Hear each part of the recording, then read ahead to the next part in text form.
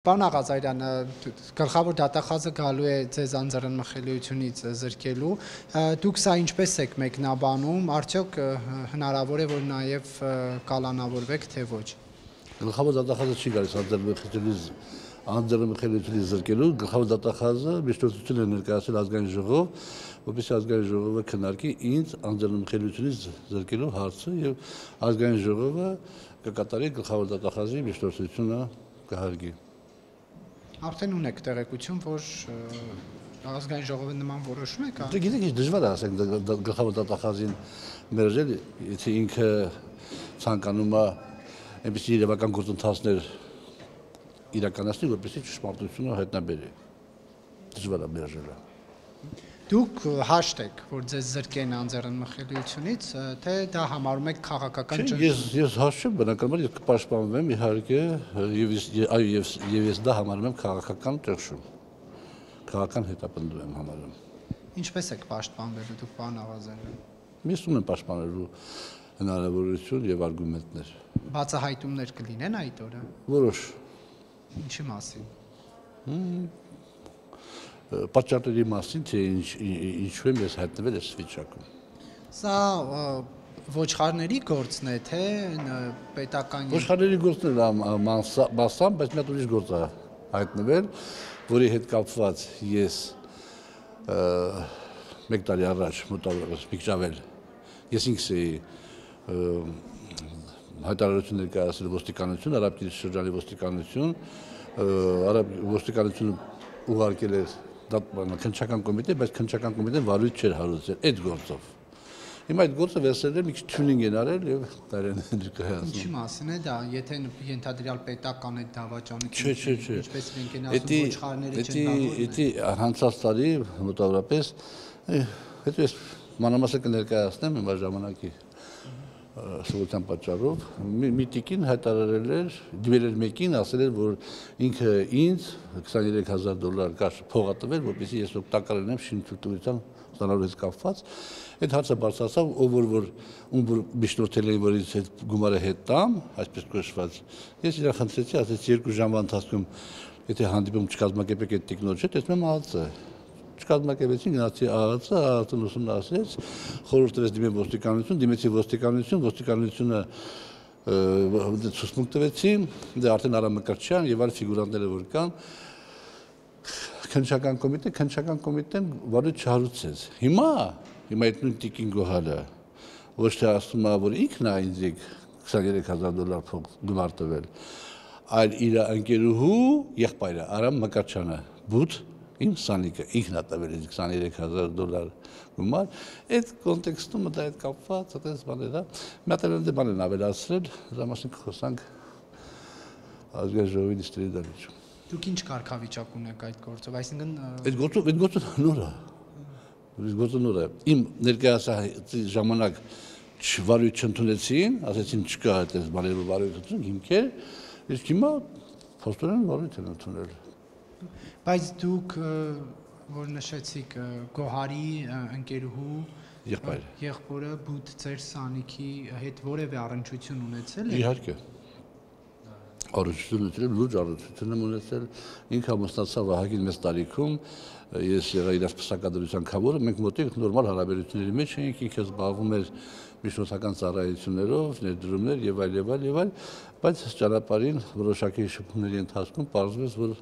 ամեն ինչ այդքան էլ մաքուր չի եւ մեր ճանապարհները բաժանվեցին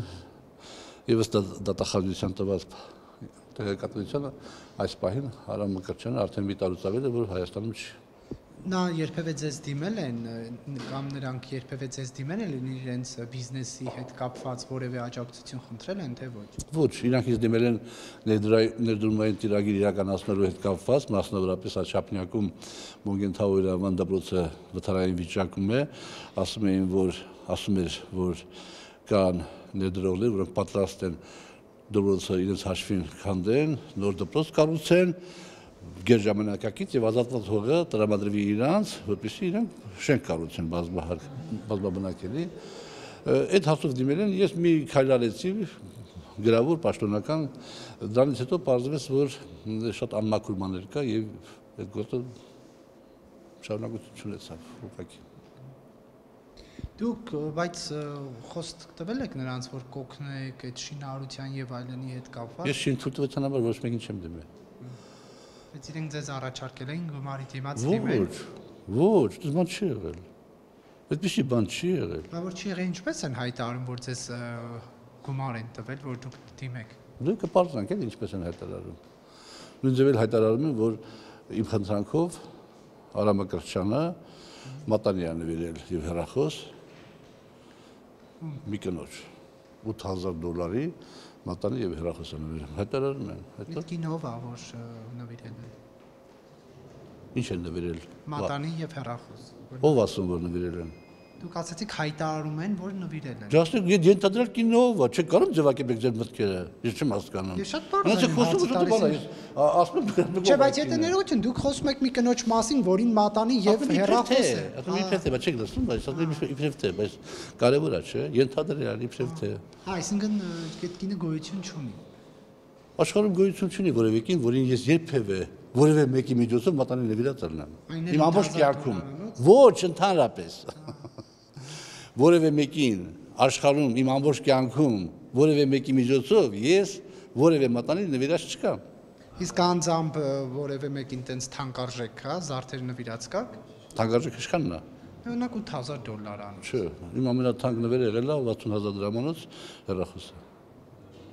Որ ես նվիրել եմ։ Պարոն Աղազարյան, հիմա տեսեք խաղության, եթե այլ ասելիք չունեք այս ձեր գործի հետ կապված, այլ թեմաների անցնենք։ Չէ, շատ է փոխացել հիմա։ Բայց խոստանում եք, որ բացահայտումներ կլինեն այդ դաշտ։ Ձեզ կոնկրետ խոստանում եմ։ Եվ դա այն բացահայտումը ձեզ քվեարկության վրա ազդեցություն կունենա, թե ոչ։ Չի ունենա քվեարկության վրա ազդեցություն, որովհետև ես կարծում եմ, որ ասենք քաղաքացիական պայմանագիր խմբակցության պատգամավորները իրավաբաններ չեն, մի 2-3 հոգի են իրավաբաններ, եւ հետեւաբար իրենք չեն կարող դատախազի զեկույցի հիման վրա կամ իմ պաշտպանական այսպես կոչված խոսքի հիման վրա եզրակացության եզրահանգման գալ, հետեւաբար իրենք քվեարկեն, որպեսզի տրվի իրավապահ մարմիններին այդ իրավունքը ինձ որպես մեղադրյալ ներգրավելու, որպեսզի ամենից պարզվի տրամաբանական բան է։ Պարոն Աղազարյան, խաղաղության պայմանագիրը, եթե այսպես է, այն ինչը հայտնի է, այդ բովանդակությամբ գա խորհրդարան հաստատման, դուք ինչպես կքվեարկեք։ Եթե ասեք ինչն է հայտնի, ես կարող պատասխանել։ Առնվազն այն, որ ուժի մեջ մտնելուց հետո երրորդ երկրների ներկայացուցիչները հայ-ադրբեջանական սահմանից հետ են քաշվելու միջազգային հայցեր։ Դժվարանում եմ պատկերացնել, թե խաղաղ անզեղ այսպես կոչված դիտորդները ինչու են խանգարում խաղաղության հաստատմանը, չեմ կարողանում հասկանալ։ Պիտի մտածեմ, երբ որ հասկանամ, կարող եմ ձեր հարցին պատասխանեմ։ Իսկ միջազգային հայցերը, որ պետք է հետ կանչվեն, դուք կքվեարկեք այդպիսի Այստեղ նույնպես հարց առաջանում, եթե հիմա երկուստեք հայցերը հետ են կանչում, որը ասենք, հա, բարի դրանցական հարաբերություններ ստեղծելու համար, ասենք ինչ-որ քայլ է։ Այստեղ մի քիչ բան հասկանում եմ։ Հնարավոր չի արդյոք, որ դրանից հետո Բաքուն այն դատավարական ֆարսը, որ իրականացնում է, դրանից հետո այդ դատավարության արդյունքների հիման վրա ինքը նորից դիմի միջազգային այցելներ։ Հնարավոր չի արդյոք։ Եթե հնարավոր է, ապա սա աբսուրդ է։ Հիմա ձեր վերաբերմունքը փոխվել է Նիկոլ Փաշինյանի նկատմամբ։ Չէ, գիտեք, էապես չի փոխվել։ Ես գնահատական եմ տալիս։ Շատ չի փոխվել։ Ասենք որոշակի տրանսֆորմացիա ապրել եմ բնականաբար այդ իմաստով։ Բայց այնպես որ ասեմ շատ փոխվել չէ, ուղղակի ես գտնում եմ, որ ինքը մեր հայրենիքի, մեր պետության համար դժվարագույն իրավիճակում ղեկավարել է երկիրը այսպես կոչված գրեթե երկու սռոկ, չէ, եթե հաշվենք երկու ժամանակահատված, եւ ինքը սպառվել է որպես մարդ, սպառվել է որպես պետական գործիչ, սպառվել է որպես բարոյապես եւ քաղաքականապես եւ հոգեպես, եւ ինքը պետք է գնա հանգիստ։ Եվ ով փոխարինի իրեն։ Լիքն են։ Դուք հավակնում եք վարչապետի պաշտոնը։ Ոչ։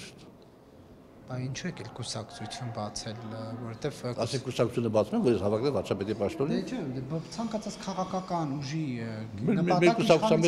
կուսակցության մեջ կան վարչապետի տեխնատուներ, ժամանակի ընթացքում, երբ որ այդ հարցի քննարկումը դառնա օրակարգային, այս ժամանակ կպատասխանենք ձեր հարցին։ Դուք վստահեցնում եք, որ Գյումրիում ՔՊԻ-ի հետ կոալիցիայի չեք գնա, եթե այն ուժին, որին սատարում եք, անցողիկ շեմը հաղթանա։ Այո։ Եթե նույնիսկ անգամ ինչպես իշխանությունն է ասում Ռոբերտ Քոչարյանի եւ Սերժ Սարգսյանի այսպես ոչ ուղիղ աջակցություն ունեցող ուժերը կան իշխանության, նույնիսկ դա կանխելու համար չեք գնա համագործակցության։